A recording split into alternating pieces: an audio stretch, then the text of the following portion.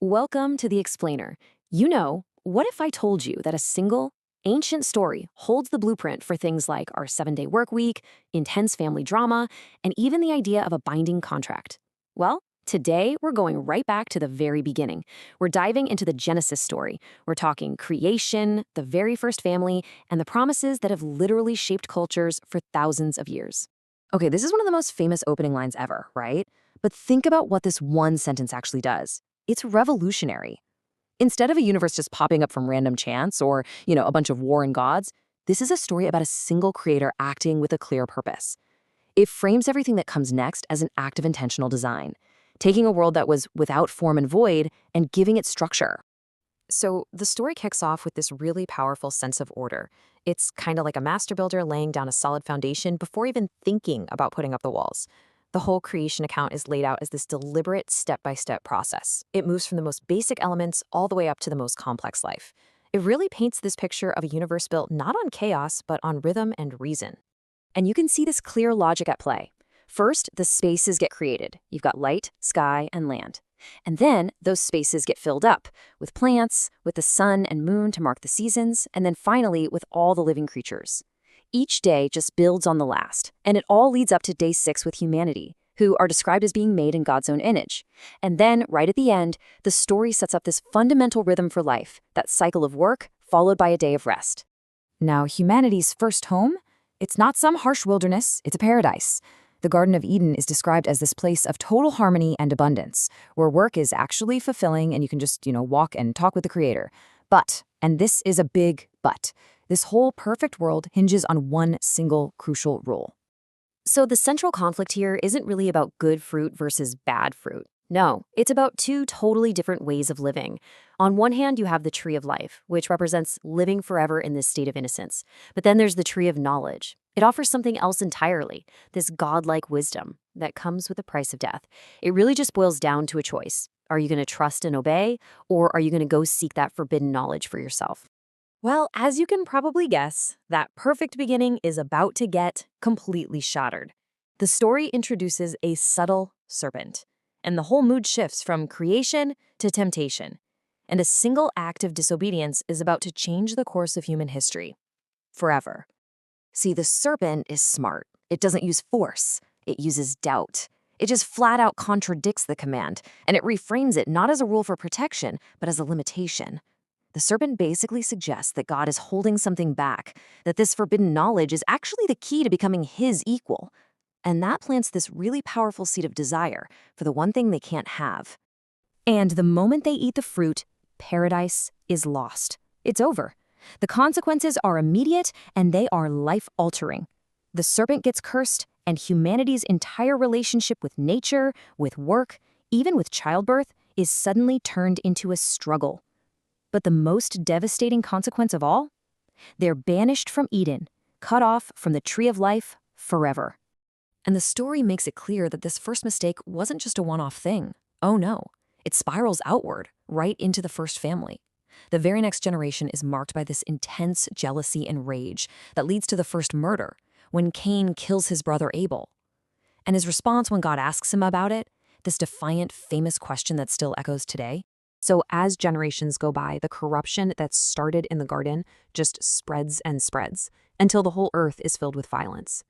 The story reaches this absolute breaking point, and it leads to one of the most dramatic events you can imagine, a decision to just wipe the slate clean and start over. I mean, that's a pretty startling idea, isn't it? The text actually says that God repented that he had even made humanity.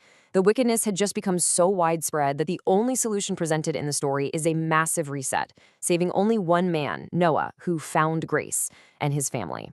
So how does this reset happen? With a cataclysmic flood. For 40 days and 40 nights it rains, and the fountains of the great deep burst open. The entire world is submerged, and every living thing outside of Noah's hand-built ark is destroyed. It's just a terrifying display of power and judgment. But then, after the flood, the story shifts. As Noah and his family step out into this clean, new world, he receives the first explicit covenant in the Bible. Now, a covenant isn't just a simple promise.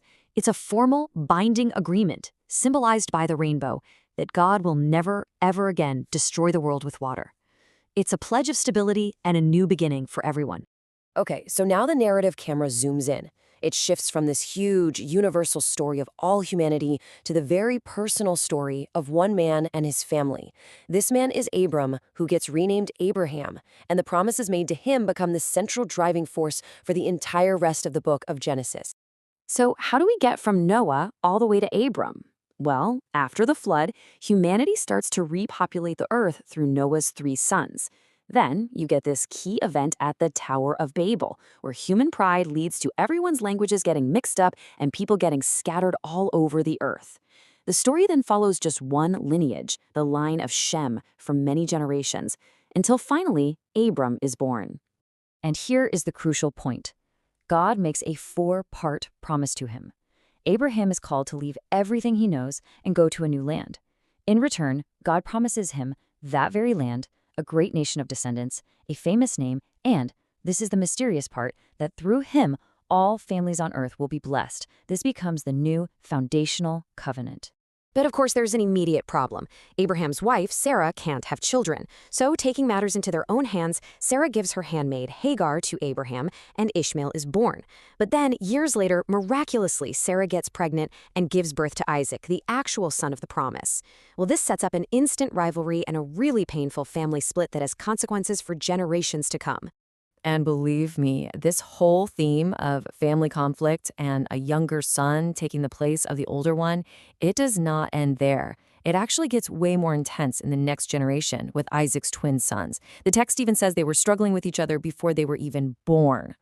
These twins are polar opposites. You've got Esau, the firstborn. He's this rugged hunter, his dad's favorite. And then you have Jacob, the younger one, a quiet guy who hangs around the tents, and he's his mom's favorite. This split in loyalty just sets the stage for a massive family fracture. And the first big act of deception is almost weirdly casual. Esau comes in from the field absolutely starving, and Jacob uses his brother's hunger at that one moment to get him to trade his birthright, the double inheritance, for a simple bowl of stew. And the text is just blunt about it. Esau despised what was rightfully his. Now, the second deception is way more elaborate and much more serious. Years later, their father Isaac is old and blind, so their mother, Rebekah, comes up with this whole plan. She dresses Jacob in Esau's clothes and covers his arms and neck with goat skins so he feels hairy like his brother. Tricked by what he can feel and smell, the blind old man gives Jacob the powerful, permanent blessing that was meant for the firstborn son. And so Jacob, now a deceiver, has to flee for his life from his brother's murderous rage. But he carries with him a stolen blessing and the massive weight of God's promise to his grandfather Abraham. And this leaves us with this huge critical question that really drives the rest of his story. Can a promise that you got through lies and deception still hold true? And what kind of person will Jacob become on this crazy journey of his?